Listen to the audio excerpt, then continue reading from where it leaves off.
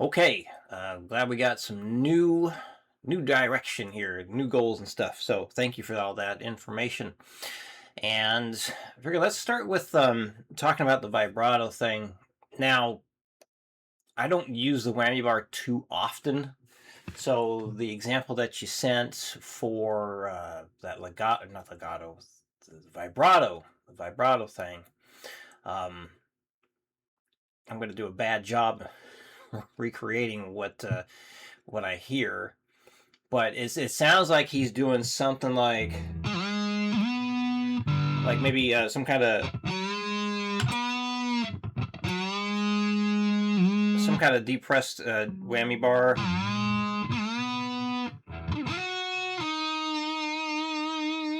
and then probably doing the vibrato actually with the whammy instead.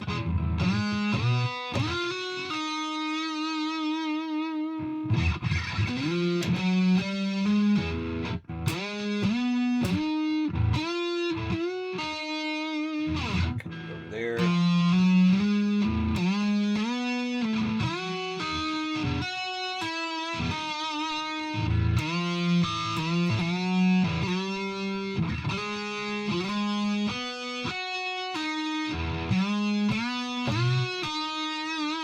That might be easier to do there. Hard part is keeping it all muted.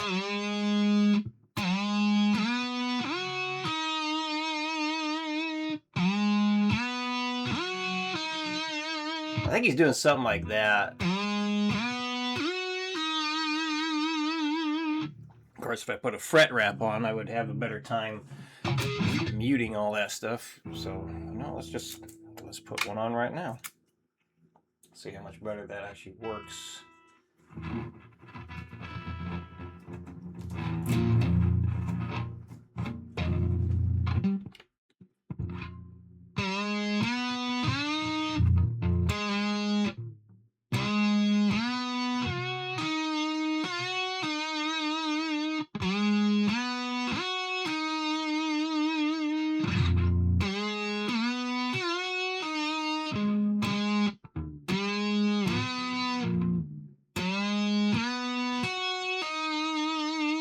Yeah. Something like that.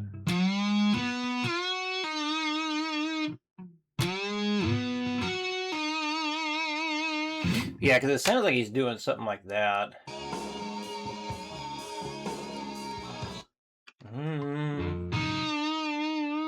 Because it sounds like the note's going down. So instead of doing like a vibrato like that, he's pushing the whammy bar down.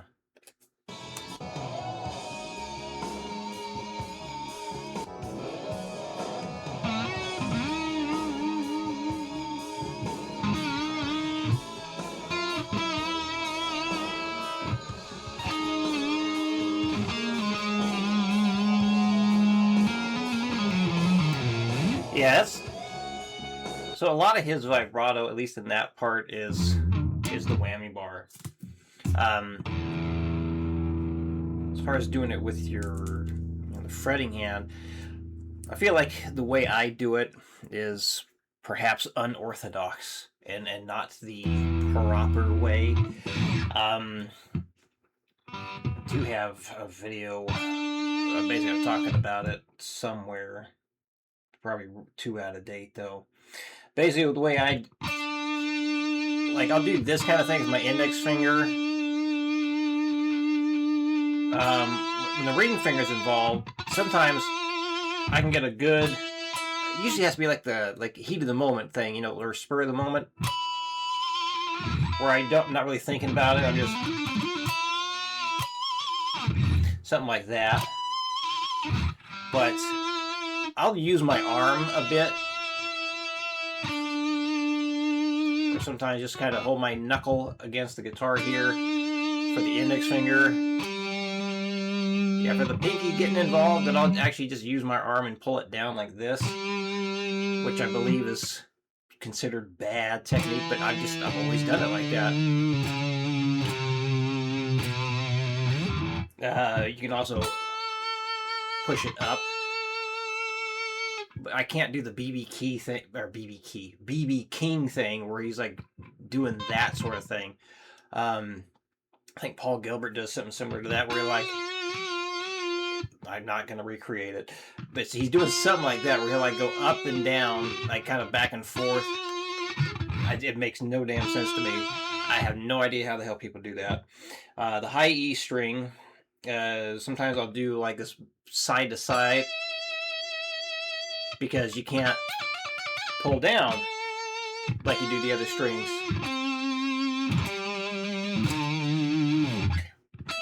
You can go up though. So sometimes, depending on what I'm playing, I'll do the vibrato by pushing it up. But sometimes I'll do that side to side thing. Usually feels better with the ring finger, and I'm like kind of digging in, so it's really catching that fret. I know you mentioned like doing a whole step bend with a vibrato. For me, it's just one of those techniques, like you just got to try it and you got to do it.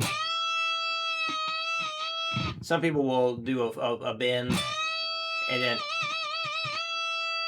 for their vibrato, it really just becomes a series of really, really fast bends to bend releases, just up and down over and over again. So that's one way of doing it. You could do like, just do like, release the bend just a little bit and come right back up. Because to me, that sounds like enough of a vibrato right there. It doesn't have to be. Of course, you can also bend it up and.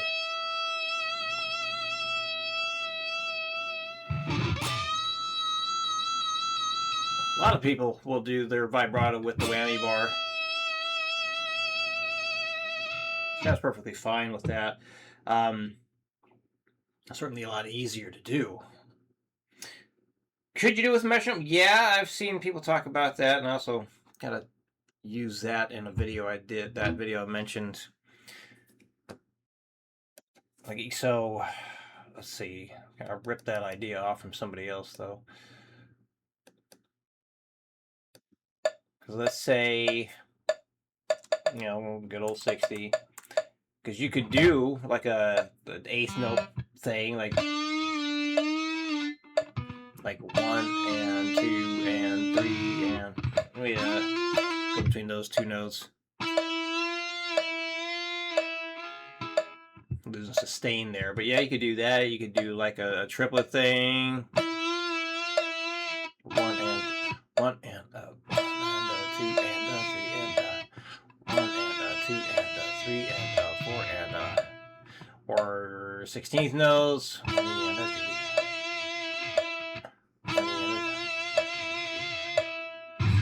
But it's a really weird thing to work on, like metronome wise.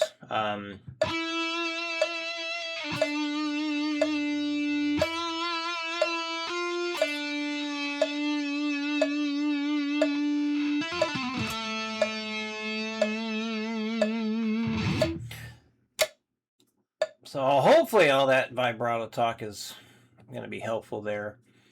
Let me look at your email one more time. Make sure I'm not missing anything.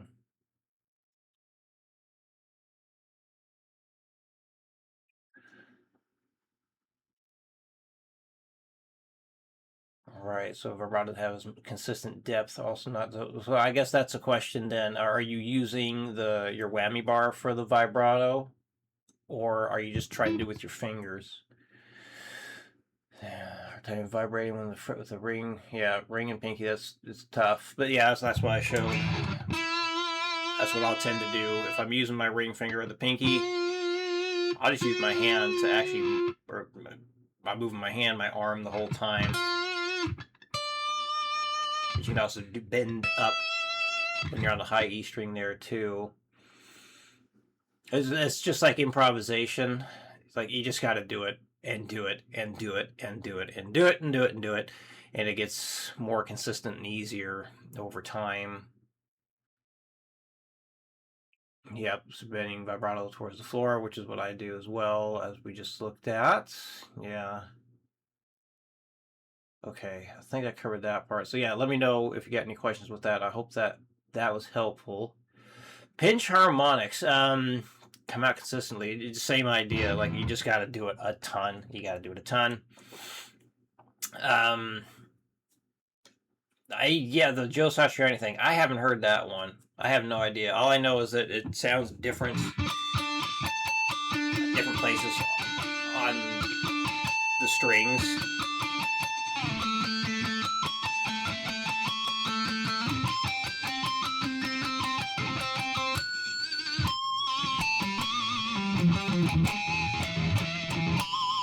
Some frets just don't work so well. Like getting high E string pinch harmonics sounds terrible. Just the high E string pinch harmonics just don't work very well. I find that like the G string, 7th fret, that's one of the best places to practice it. And getting that vibrato in there really, really drives that pinch harmonic sound. Because just doing that, you can do that, of course. But getting that vibrato in there, I think that's what people think of. People think of the squeal or the pinch.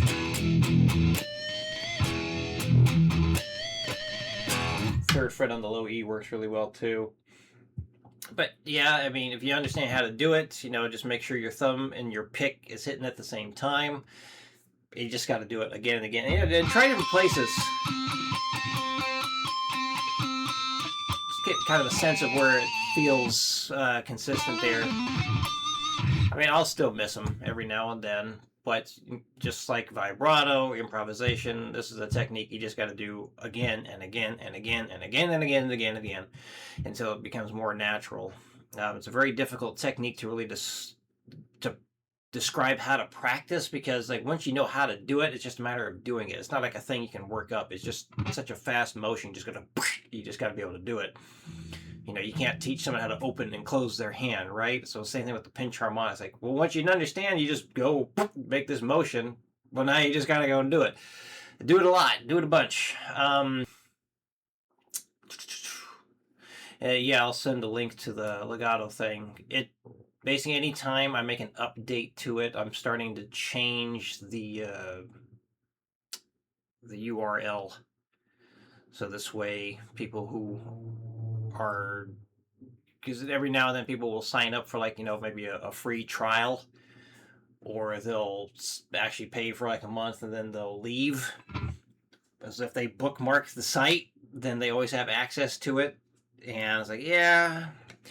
But basically, like my little security measure there, so people aren't just signing up and keeping the thing for free forever. But yeah, I'll send you a link to that one again, to the latest one. So let's get into the new thing. So synchronization here. Got some notes at the top here. Basically says, here, I'll move that up. Yeah, so work this up without the repeats. And then after you max it out, you're going to decrease the metronome by about 10 or 20 beats per minute, really depending on how fast you get.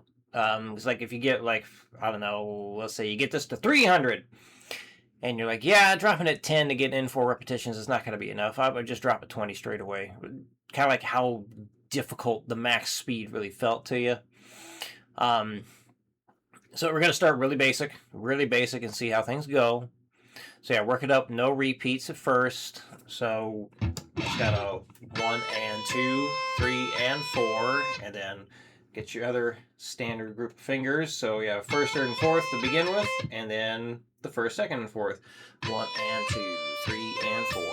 And then we're going to do the descending next. So same notes, just 1 and 2, 3 and 4, down, up, down, down, up, down.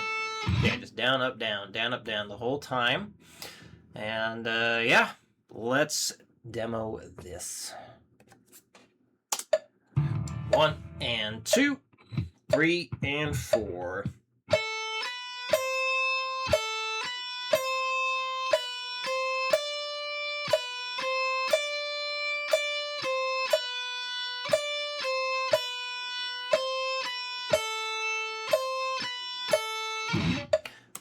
2, 3, 4.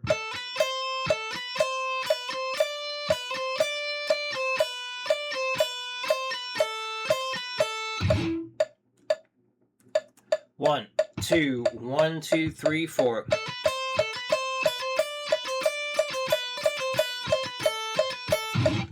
Now this speed here, whenever you go to attempt 240 for the first time, start recording because you might get it and send it in early, okay? 1, 2, 1, 2, 3, 4. Now, so I'm not too worried about keeping my fingers really close to the guitar. I'm not trying to go like, I have the smallest motion.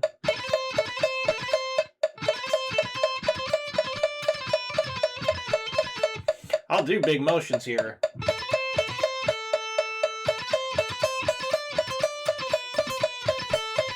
Because I'm worried about the synchronization more than anything.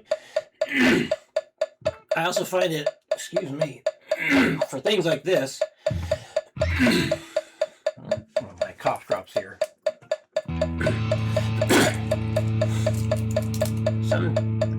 That's where I do all this, start doing the talking when I start recording. My throat is not being cooperative. Okay, how was I gonna say? Right. Find that for things like this, if you don't leave your fingers down, at least for me and other people, the synchronization can actually be easier. So, you know, the popular school of thought is leave your fingers down as much as you can, right? We'll do it like that to try and minimize movement, but it doesn't always translate well to really good synchronization. So, I mean, you're not doing hammer-ons, so you don't need to leave your fingers down. You're not doing legato, so they don't have to stay down. It's a different technique, different approach. So for this,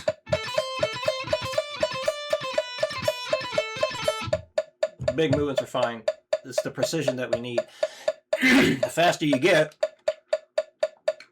like the slower the movements are going to be, the smaller the movements are going to have to happen anyway. Good Lord. Right, so if you can go faster, so like, okay, when you go to make your video demonstrating 240, if you can, early, if you can keep going faster, definitely do it. Let's see how fast you get. So let's take a little bit further here. 1, 2, 1, 2, 3, 4.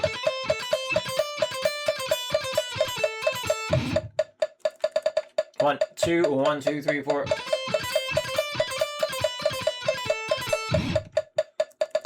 One, two, 1, 2, 3, 4.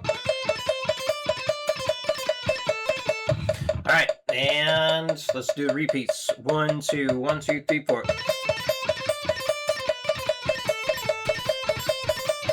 I did not like that. 1, 2, 1, 2, 3, 4.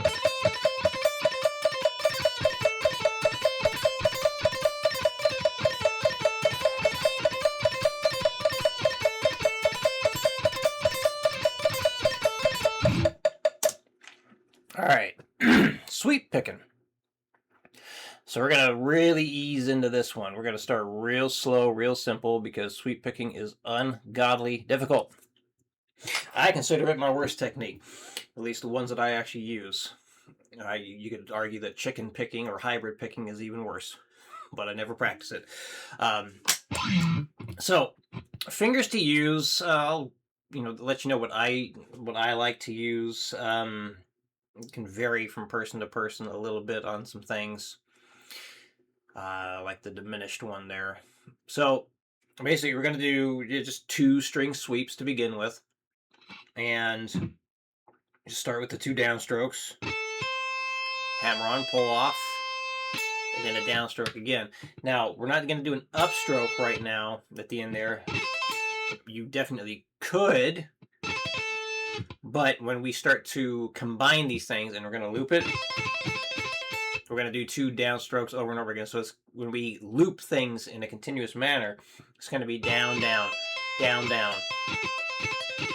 So that's why we're going to practice the quarter note with the downstroke, so this way you're prepared for combining things and looping it all together.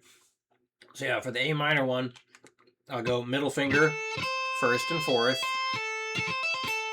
For the diminished, there's some options here. Some people will go middle, first and third, which makes sense. And then for the major, go, this is what I like to use, middle, first, and fourth. So another thing for the diminished, you could go middle, first, and fourth. But what I like to do is ring finger. Ring finger, first, and fourth. And that's, I like to practice it that way because eventually we're going to get into like the 3-string shapes. And so instead of using the, the middle finger here, this feels extremely awkward trying to get my index and middle finger spread like that. And so it just doesn't work for me to do it like that.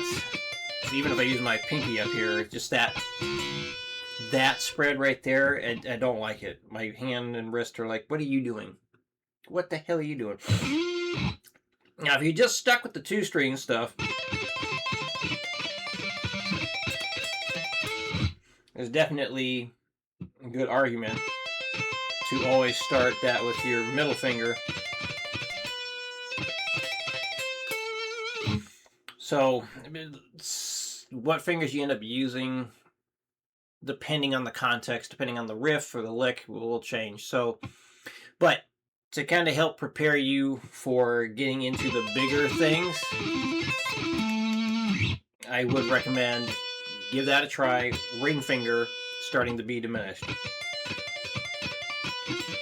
And that will translate into the 3-string, and then 4-string, and then of course the 5. All right, here we go. 3/4 time signature. 1 and 2 and 3.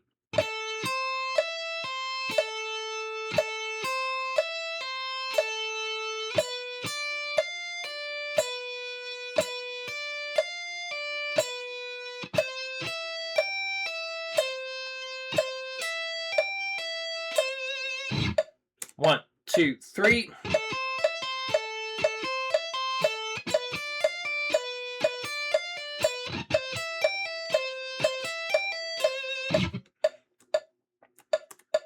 One, two, three, 1, 2, 3.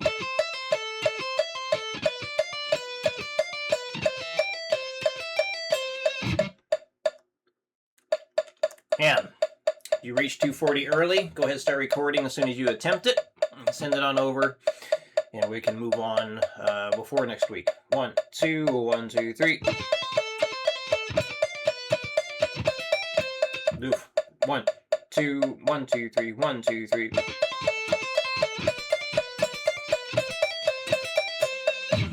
Of course, you can take it faster if you'd like. So some people, when they talk about practicing sweep picking, they talk about rest strokes. So like going from this B to the E string, they were saying that you want to have your pick actually rest on the string.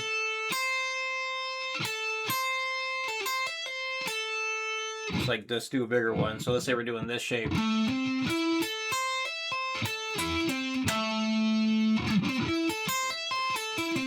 I don't find it necessary to do that.